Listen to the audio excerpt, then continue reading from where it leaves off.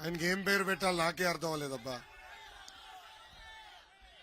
Corruption రావు గారు అని పిలవాలేమో, ఏమన్నా అవినీతి రావు గారు అని పేరు పెట్టాలేమో. ఎక్కడ భూమి దొరికితే అది కబ్జా చేస్తాడు, ఎక్కడ చెరువు కంపడితే అది పూడ్చి పట్టాలే సృష్టిస్తాడు. ఏకంగా అవుట్ సోర్సింగ్ పోస్టులు కూడా అమ్ముకునే పరిస్థితికి ఇక్కడున్న ఎమ్మెల్యే వచ్చాడు.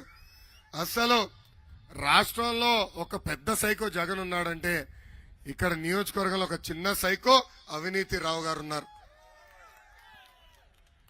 ఏకంగా ఎంఆర్ఓ సంతకాలనే ఫోర్జరీ చేసే వ్యక్తి.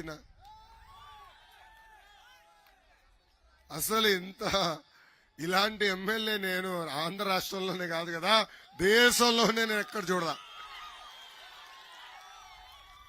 అవినీతి రావు గారికి